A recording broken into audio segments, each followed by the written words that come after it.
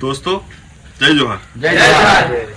આજે આ રૂખડી ગામમાંથી કોલ આવ્યો છે અને સાપ અહીંયા જોવાયો છે એમને. હવે સાપ કયો છે વિડીયોમાં તમે બન્યા રહેજો. હવે કાઢીએ છીએ એને અંદરથી. પેલી સાઈડ તો નીકળે જાય. પેલી સાઈડ નહીં નીકળે. એ પાય પડતો ને.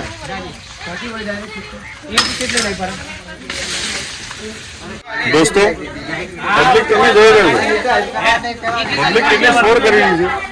નાના છોકરાઓ પણ એટલા છે અંદર અને સાપ અહીંયા ઘૂસ્યો છે.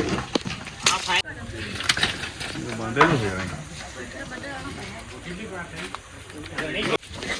અહીં ડર હે ખરો.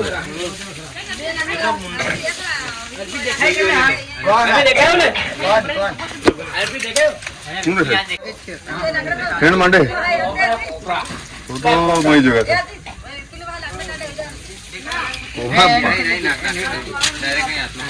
દોસ્તો આ છોકરાઓ કે છે કોબરા છે.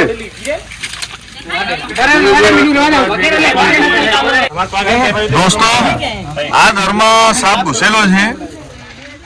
આ લોકોને કેવું છે કોબરા છે. હવે જોઈએ કયો સાપ નીકળે છે આમાંથી. ધીમે ધીમે ધીમે એટલે દેખાય ઉપર અંદર બરાબર. આમાં શું દેખાય છે દોડું દોડું કઈ નહીં. ચાલ બાર બાર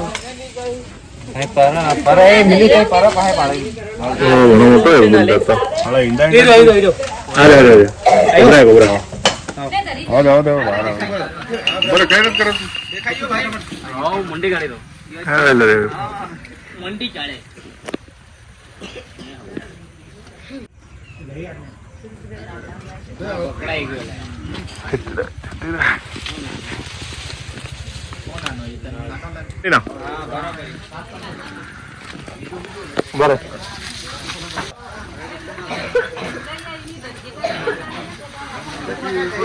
ટોપી નહીં લાયા. દોસ્તો આ કોબરા સાપને આપણે દરમાંથી કાઢીને રેસ્ક્યુ કરી લીધો છે. એને આપણે એની અનુકૂળ જગ્યામાં રિલીઝ કરીશું. ઓકે દોસ્તો આને આપણે ઇંગ્લિશમાં સ્પેક્ટિકલ કોબરા તરીકે કહીએ છીએ અને આપણી ગુજરાતી ભાષામાં એને નાગ તરીકે કહીએ. આમાં ન્યુરોટોક્સિક નામનું ઝેર હોય છે. આ સાપ કરડે તો સીધું સરકારી હોસ્પિટલમાં જવાનું. કોઈ ઝાડ ફૂંક તંત્ર મંત્રના ચક્કરમાં જવું નહીં. કેમ કે આપણા ગુજરાતમાં જે ઝેરી સાપ 4 છે એમાંના આપણા દાહોદ જિલ્લામાં 2 જ સાપ નીકળે છે. એક આ કોબરા છે અને કાળોતરો કરીને એક બીજો છે કોમન ગ્રેડ જે સાયલેન્ટ કિલર કહેવાય. રાતના સમય વધારે નીકળે છે. ના એ બ્લેક કલરનો આવશે એના પર વ્હાઇટ લાઇનિંગ પટ્ટા હોય છે. આ રીતના સાપ કરડે તો સીધું આપણે સરકારીમાં જવાનું. પછી તમારે બચ્યા પછી તમે ઝાડ ફૂંક ગમે તે કરાવો ચાલે. કેમ કે આપણને જે 40 મિનિટનો સમય મળે એ સમય આપણે શું કરીએ ઝાડ ફૂંકમાં કાઢી નાખીએ. પછી આપણે દવાખાને જઈએ પણ આપણે લેટ થઈ જઈએ. બરોબર. બળવા કાન તમે જાઓ એટલે બળવા તમને શું કહી દે કે થોડા વહેલા આવતા તો બચાવી લેતો. બરોબર. એટલે ઝેરીલા સાપ અને બિનઝેરી કાઢ્યો હોય તો માણસ બચવાનો જ છે. એમ બી એમ માણસને કંઈ થવાનું નહીં. ખાલી એનો ડર નીકળી જાય. અને બિનઝેરી સાપમાં બી માણસ ગભરાઈને મરી જતો હોય છે. હા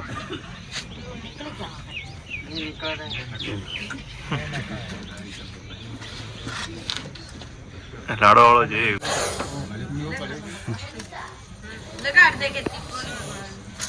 આ સાપ કોઈ દિવસ બિનતી નાખતો નથી. આ મદારી લોકો કે નાચે. આની નજર આના પર પડે. દેખો આના જોડે કઈક આ વસ્તુ એને મહેસૂસ થાય કે કઈ મારા નજીક જઈ રહ્યું છે. બાકી એને કાન નથી હોતા. કોઈ સાંભળી નથી શકતો. એ તમે પાછળથી બોલાવો તમારી બાજુ આવે તો. ભાઈ અહીં બાજુ આવે એમ તો ખબર નહીં પડે. આ સાંભળી નથી શકતો એમ.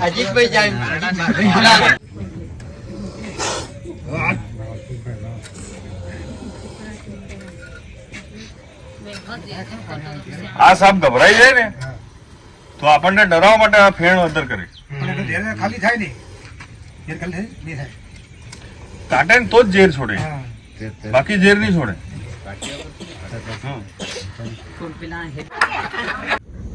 દોસ્તો હવે આને આ ડબ્બામાં પેક કરી એની અનુકૂળ જગ્યામાં એને રિલીઝ કરીશું.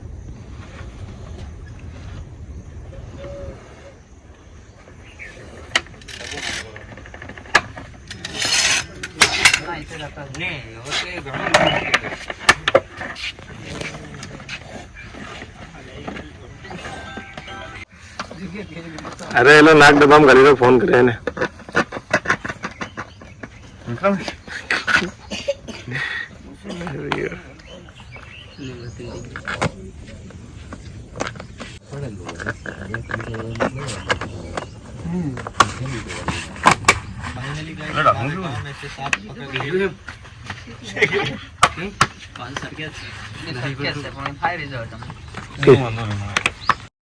દોસ્તો આ સાપને આપણે રૂખડીમાંથી રેસ્ક્યુ કર્યો છે અને એને અનુકૂળ જગ્યામાં એને રિલીઝ કરવા માટે આવ્યા છીએ.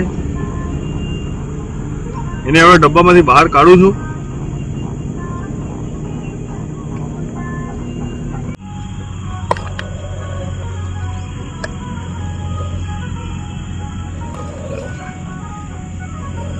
આ કોબરા તમે દેખી શકો છો, એનો ગુસ્સો જોઈ લો તમે, કેટલો અદ્દર થાય છે. આ એને આપણે એની અનુકૂળ જગ્યામાં એને રિલીઝ કરવા માટે આવ્યા છીએ.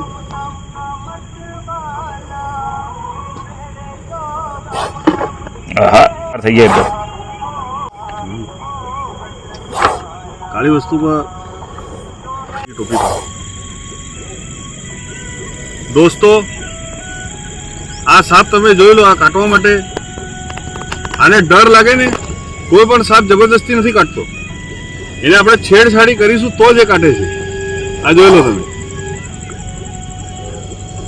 આ કોબરાનું બચ્ચું છે પણ કેટલું એગ્રેસિવ છે કાઢવા માટે તમે જોઈ લો.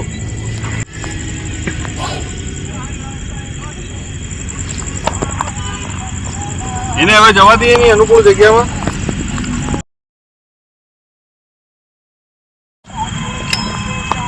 એને આપણે રિલીઝ કરી દીધો છે, એની અનુકૂળ જગ્યામાં જઈ રહ્યો છે. સમજાય એટલે બંધ કરો.